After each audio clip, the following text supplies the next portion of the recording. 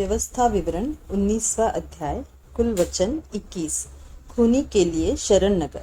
जब तेरा परमेश्वर यहोवा उन जातियों को नष्ट करे जिनका देश वह तुझे देता है, और तू उनके देश का अधिकारी होके उनके नगरों और घरों में रहने लगे, तब अपने देश के बीच जिसका अधिकारी तेरा परमेश्वर यहोवा तुझे कर देता है, 3 नगर अपने लिए अलग कर देना।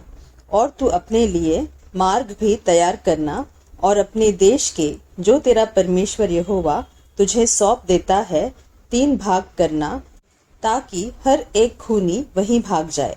और जो खूनी वहां भागकर अपने प्राण को बचाए वह इस प्रकार का हो, अर्थात वह किसी से बिना पहले बैर रखे या उसको बिना जाने बूझे मार डाला हो, जैसे कोई किसी के संग लकड़ी काटने को जंगल में जाए और वृक्ष काटने को कुल्हाड़ी हाथ से उठाए, और कुल्हाड़ी बेंच से निकलकर उस भाई को ऐसी लगे कि वह मर जाए, तो वह उन नगरों में से किसी में भागकर जीवित रहे।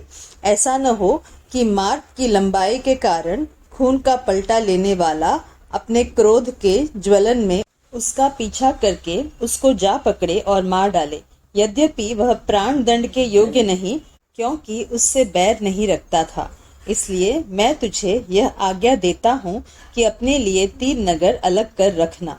यदि तेरा परमेश्वर यहोवा उस शपथ के अनुसार जो उसने तेरे पूर्वजों से खाई थी, तेरी सीमा को बढ़ाकर वह सारा देश तुझे दे जिसके देने का वचन उसने तेरे पूर्वजों को दिया था, यदि तू इन सब आज्ञाओं के मानने में जिन्हें मैं आज तुझको सुनाता हूँ चौकसी करे और अपने परमेश्वर यहोवा से प्रेम रखे और सदा उसके मार्गों पर चलता रहे, तो इन 3 नगरों से अधिक और भी 3 नगर अलग कर लेना, इसलिए कि तेरे उस देश में जो तेरा परमेश्वर यहोवा तेरा निज भाग करके देता है, किसी निर्दोष का खून न बहाया जाए और उसका दोष तुझ पर न लगे।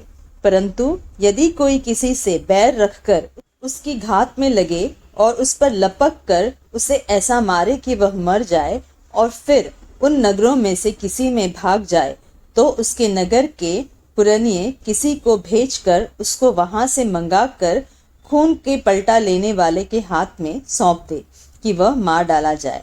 उस पर तरस न खाना, परंतु निर्दोष के खून का दोष इस्राएल से दूर करना, जिससे तुम्हारा भला हो। प्राचीन सीमाएं। जो देश तेरा परमेश्वर यहोवा तुझको देता है, उसका जो भाग तुझे मिलेगा, उसमें किसी की सीमा जिसे प्राचीन लोगों ने ठहराया हो न हटाना। गवाहों से संबंधित नियम। किसी मनुष्य के विरुद्ध किसी प्रकार के अधर्म या पाप के विषय में, चाहे उसका पाप कैसा भी क्यों न हो, एक ही जन की साक्षी न सुनना, परंतु 2 या 3 साक्षियों के कहने से बात पक्की ठहरे। यदि कोई झूठी साक्षी देने वाला किसी के विरुद्ध यहोवा से फिर जाने की साक्षी देने को खड़ा हो, तो वे दोनों मनुष्य जिनके बीच ऐसा मुकदमा उठा हो यहोवा के सम्मुख, अर्थात उन दिनों के याजकों और न्यायियों के सामने खड़े किए जाए।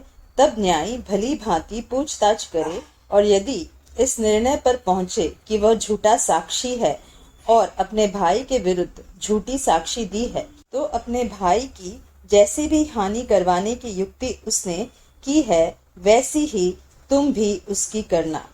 इसी रीति से अपने बीच में से ऐसी बुराई को दूर करना, तब दूसरे लोग सुनकर डरेंगे और आगे को तेरे बीच फिर ऐसा बुरा काम नहीं करेंगे। और तू बिल्कुल तरस न खाना, प्राण के बदले प्राण का, आंख के बदले आंख का, दांत के बदले दांत का, हाथ के बदले हाथ का, पाँव के बदले पाँव का दंड देना।